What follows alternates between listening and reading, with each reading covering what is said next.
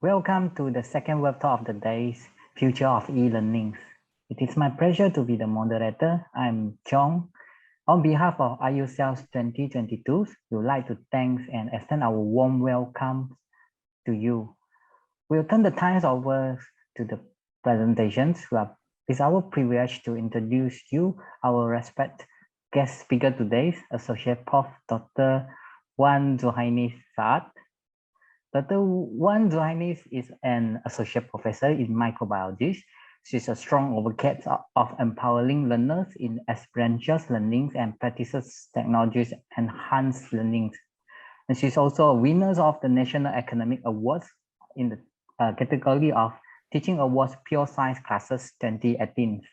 Currently as the Director of Academic Excellence Divisions, Department of Higher Education, Ministry of Higher Education Malaysia. She oversees the strategies, academic planning and policy developments, innovation, scholarship of teaching and learnings, and talent excellence. Okay, let's hear from her on the subjects of futures of e-learning.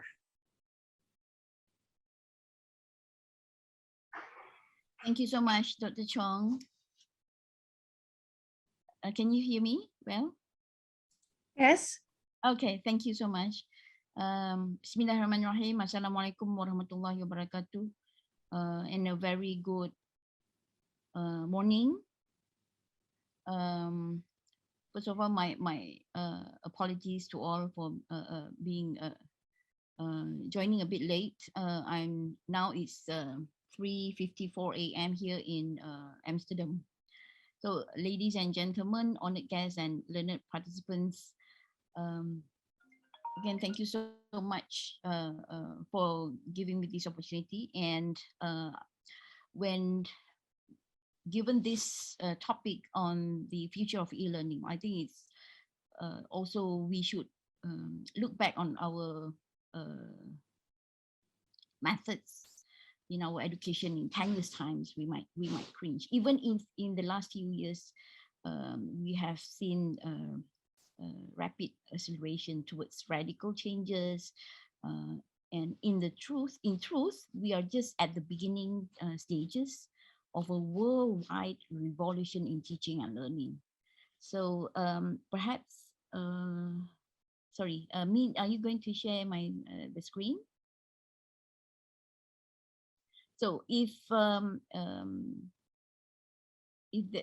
there is some technical difficulties or issues, I will have to off my video. So while waiting for the screen to be shared, just to share with you that the current value of the worldwide e-learning industry, which is USD 253 billion now, is anticipated to more than double by the year 2027, reaching a value of USD 522 billion. Now, in line with this momentous growth, this is actually from the e-learning market global industry trends, share size growth opportunity and forecast 2022-2027. And to face the uncertain tomorrow, we need to carefully plan and propose future-oriented frameworks starting from today, and that can cater to the momentous growth expected in the years to come. Now, next slide, please. Looking back the learnings from 2020 to 2021, 2 years ago, and in 2020, our higher learning institutions grappled with the challenge of rapid delivering virtual learning to their students. But as 2021 rolled out, we saw a paradigm shift to remote learning, to remote working, implementing strategies that train and engage remote lecturers and remote students using a blended learning approach. So these changes have transformed how we now work actually. From 100% remote model into a hybrid or high flex on or even on and off-site working model. The focus of e-learning is to deliver greater students' learning experience. This is all their overall experience during their learning journey. Now, the first we need to have, these are all the signal of change. Okay, the first critical change that will be the prevalence of education focus on outcomes based and accessibility and learning experience.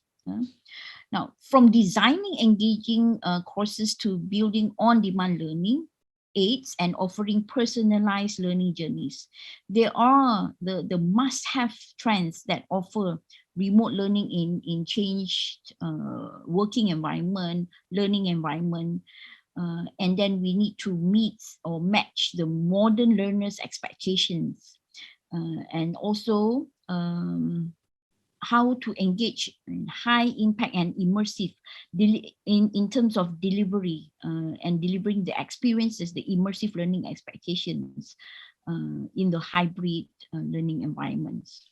And it is also important for us to focus on how we can assess the impact of this e-learning and help you to maximize the outcome. So flexible learning pathways to skills and credentials that prepare students for remote and digital jobs can pave the way for talent to rise from anywhere in the world. In the process, higher education providers should not only offer the infrastructure and environment for e-learning, but also to curate the sources of knowledge at any sub-skills necessary. So in digital learning, accessible content is designed and developed in a way that allows people with special needs to find, understand, and navigate learning elements. It puts the learner in control of their learning process while opening up for a wider possibilities. So learning for all, diversity, equity, and inclusion focus, mobile learning, mobile apps for learning, for example, virtual trainings. These are the dynamic change that need to be a must-have today. So accelerated by what learners need today, this trend continues to be on top. It will continue to be the dominant mode of learning, as well as to supplement facilitated or virtual instructor-led learning. So you can use it to meet the entire spectrum of your learning needs, including formal learning, just-in-time learning, self-directed learning, as well as social and collaborative learning. So these are the must-have trend in the e-learning. Now, the mobile apps for learning, for example, provide the flexibility to learn anywhere, anytime. And the real impact can be felt when they use to offer learning journeys that include informal learning and resources that help learners exactly at the moment of need, which is just now, as I mentioned, just in time learning. Now, with the ability to personalize and offer learning journeys from a distance, mobile apps for learning are an absolute must to invest starting 2022. Micro-learning has been the most talked about training approach and in the recent past, and it has been moved to the center stage in the changed workplace dynamics. So micro-learning is an action-oriented, and each bite helps learners meet a specific outcome. Now, so this customized journey can be drawn on the basis of their current knowledge, interests, future needs. It gives that complete control on what they want to learn, how they want to learn, and the pace that works best for them.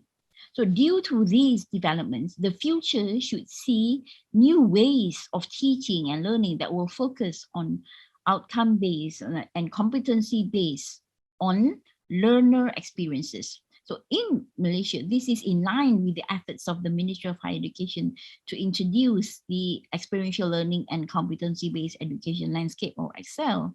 Now, EXCEL initially to be built into full-time degree courses, but will be extended into other mode of learning, including micro-credentials, micro-learning, and such future-oriented initiative will open doors to learning opportunities that will give students the best possible return on their time and monetary investments. Next slide, please. So the 4 elements of EXCEL, community, industry, research, and personalized, which is ideal care, real, and poise, is the main core, elements the thrust in EXCEL. And this initiative is to transform the academic program to produce a resilient and change-ready talent. Now, the second critical change will be the evolution of learning management system. Next, please. Next. It is anticipated that the learning management system, LMS, subsegment would lead the e-learning industry during the next 6 years. According to the projection of industry and the analysts, LMS will command a market share of 40.1% by the year 2031. So although these predictions, they often center on the following 4 trends. The first trend is the AI-driven LMS. Okay, and the second trend will be the shift to LXPs, or learning experience platforms. So the drawbacks of LMS may be remedied by switching from LMS to LXP. And LXP is a software that focuses on the real needs and wants of students. So learner-driven content production and curation, gamification, individualized learning pathways, chatbots, and interfaces with other learning platforms like Coursera are all features that can be included into LXPs. So in the blended learning, some people, they call it blended learning 2.0 mode, focus on the outcomes as start point and works on the medium platform like LXP, and methods, creating a learning journey in contrast to discrete sessions. So to achieve the desired mandate of engaging the remote learners as well as meeting the impacts of the virtual learning environment.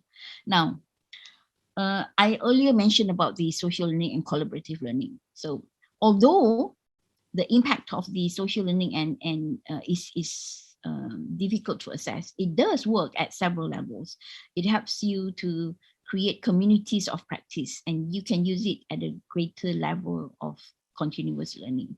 Now, I would like also to share the third critical change, which is actually delivering engaging, high impact and immersive learning experiences.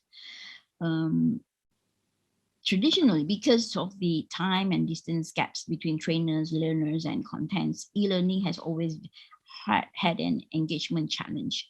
So a well-crafted gamifications for serious learning, okay, will help you to achieve a high engagement, a better completion rate, and higher recalls and retention.